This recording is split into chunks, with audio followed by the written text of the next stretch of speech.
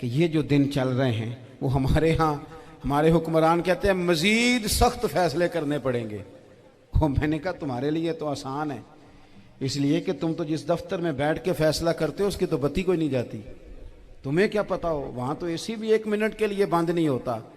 یہ تو اس سے پوچھو باپ سے کہ جو عید سے پہلے اپنی بیوی سے مشورہ کر رہا ہے کہ عید آ گئی ہے، اگر بیٹی کے گھر کپڑے نہ بھیجے تو اس کی ساس باتیں کرے گی. اللہ کے بندوں میں سے جو عالم ہیں وہ رب سے ڈرتے ہیں، تو دینی تعلیم اس کی معلومات حاصل کرنے کی کوشش کریں، صحیح کریں. قرآن مجید کی ایک آیہ کریمہ کا کچھ حصہ جو میں نے تلاوت کیا، اس میں اللہ کریم نے فرمایا اپنے محبوب سے، کہا وَقُلْ رَبِّ زِدْنِی عِلْمًا، اے محبوب آپ میری بارگاہ میں یہ دعا مانگیں، آپ یہ عرض کریں کہ اے رب میرے علم میں اضافہ کر دے،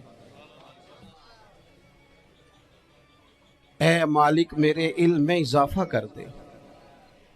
بہت ساری چیزیں ایسی ہوتی ہیں جن کی زیادتی ٹھیک نہیں ہوتی، وہ زیادہ ہو جائیں تو نقصان کرتی ہیں، لیکن علم ایک ایسی چیز ہے کہ جس کے بارے میں رب کریم نے کہا کہ محبوب آپ دعا مانگیں کہ آپ کو زیادہ علم دیا جائے.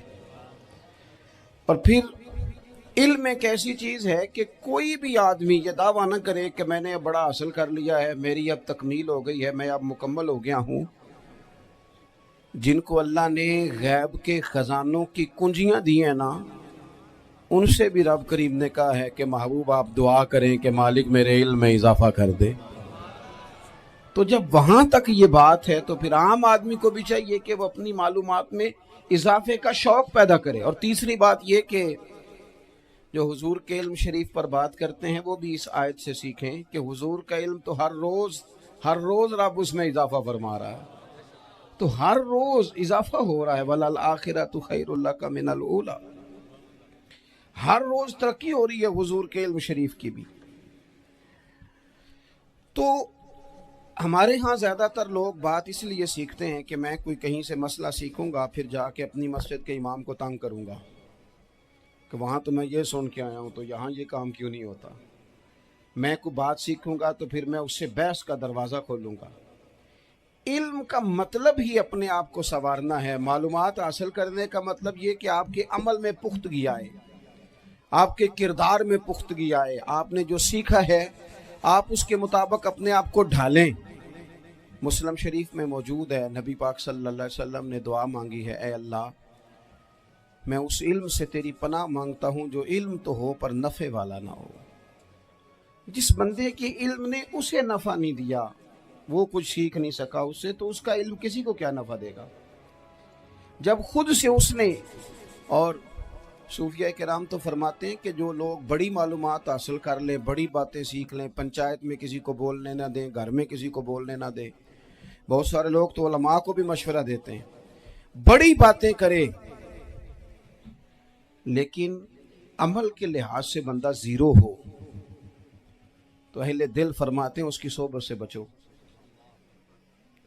اسے بڑا پتہ ہے، بڑی باتیں آتی ہیں، بڑی باتیں کرتا ہے، لیکن گفتگو کی حد تک تو بہت بڑا ہے، عمل کے معاملے میں صفر ہے. بہت سارے لوگ مسجد کے حجرے میں میٹنگ ہو رہی ہوتی ہے اور وہ لمبی لمبی دلیلیں اور مشورے دے رہے ہوتے ہیں، نماز کا ٹائم آ جائے تو اٹھ کے چلے جاتے ہیں، کہتے ہیں میں اپنے محلے دی مسیتیں پڑھنی. کئیوں کو کام یاد آ جاتا ہے. فرمایا کہ شخص کے پاس معلومات بڑی ہوں لیکن عمل کے معاملے میں بندہ زیرو ہو تو اسے بچنا کیوں؟ اس لیے کہ اگر پڑھا لکھا آدمی بے عمل ہونا تو وہ اپنی بے عملی پر بھی دلیلیں پیش کرتا ہے. وہ کہتا ہے میں یہ کام نہیں کرتا تو یہ میرے پاس دلیل ہے. وہ تو بے عملی کو بھی مزین کر دے گا معاذ اللہ. تو دینی تعلیم ایک تو حاصل اس لیے کریں کہ ہم نے اپنے آپ کو سنوارنا ہے، اور دوسرا علم کا شوق طبیعت میں ہو. دیکھیں نا، اللہ کے حبیب صلی اللہ علیہ وسلم نے فرمایا ہے کہ جو علم کے رستے پہ چل پڑا وہ جنت کے رستے پہ چل پڑا ہے. جمعوں میں، محفلوں میں کانوں کے ذائقے کے لیے نہ آئیں، اس لیے آئیں کہ میرے علم میں، میرے عمل میں یہ کوئی اضافے کی بات بنے گی. میں کوئی نصیحت حاصل کروں گا تو میرے دل کا زنگ اترے گا، ہمارے ہاں یہاں لوگ مزے کے لیے آتے ہیں اور آج کل لوگ فوٹو کے لیے آتے ہیں. ان دو کاموں سے نکل کر خالص اصلاح کی نیت سے علم کا شوق ہمارے ہاں تیزی سے ایک حرکت کی گئی. علماء کا وقار خراب کیا گیا اور لوگوں کو دینی علوم سے دور کیا گیا. اور اس میں بعض بیچارے واعظین اور خطباء نے بھی کردار ادا کیا جب جعلی پیر کی تعریفیں کھول کے کی اور اسے پتہ نہیں کہاں تک. یہ اسٹیج ہوتے ہیں نا، ان میں کوئی بندہ اچھا لگے بھی تو اس کے لیے دعا کرنی چاہیے، تعریفیں نہیں کرنی چاہیے. تعریفیں اس کا کوئی فائدہ نہیں ہے. اس بندے کو تو دعا کا فائدہ ہے. اگر آپ کو اچھا لگ رہا ہے تو اسے دعا دے، اس سے زیادہ کچھ نہیں کریں. اور ہمارے ہاں جناب وہ نقیب محفل بیچارے کی شامت آ جاتی ہے اگر تعریفیں تھوڑی کرے تو کہتے ہیں تو نام ہی نہیں لینا ہوں. وہ بھائی اس کے نام لینے سے آپ کا قد اونچا ہوتا ہے. تو علم اور عالم ان دونوں چیزوں سے قوم کو دور کیا گیا. دینی تعلیمات کا فقدان ہے. جو میٹرک تک لوگ 60-70 کتابیں پڑھ جاتے ہیں انہیں بھی قرآن پاک ٹھیک سے نہیں پڑھنا آتا. دور کیا گیا. آپ مجھے بتائیے، چلیں ایک مسجد ہی آپ دیکھ لیں، اس مسجد کے اندر اگر ایک طرف ایک عالم دین مشکات شریف کھول کے بیٹھے ہوں، حدیث پاک کا درس ہو رہا ہے، یا بحر شریعت کھول کے بیٹھے ہیں، فقہی مسائل بیان کیے، اور اسی مسجد میں ایک بابا جی جبہ پہن کے تگڑا سا بڑی سی پگڑی باندھ کے اور 500 دانے والی تسبیح لے کے بیٹھے ہیں. اب ایک بندہ اندر آتا ہے تو وہ کدھر جائے گا؟ عالم کی طرف کہ بابا جی کی طرف؟ وہ کیوں جا رہا ہے بھلا بابا جی کی طرف؟ وہ اس لیے کہ ہم نے اسے یہ بتایا ہی نہیں کہ جس طرح سبحان اللہ سبحان اللہ سبحان اللہ پڑھنا عبادت ہے نا، اسی طرح دارابا پڑھنا بھی عبادت ہے.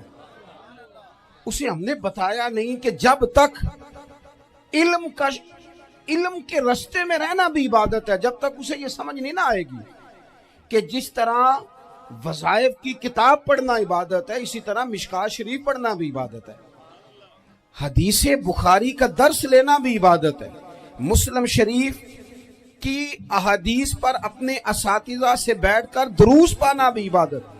جب تک یہ پورا مزاج دیکھیں نا، نبی پاک صلی اللہ علیہ وسلم نے فرمایا رات کی ایک گھڑی بھر دین سیکھ لینا ساری رات نفل پڑھنے سے بہتر ہے.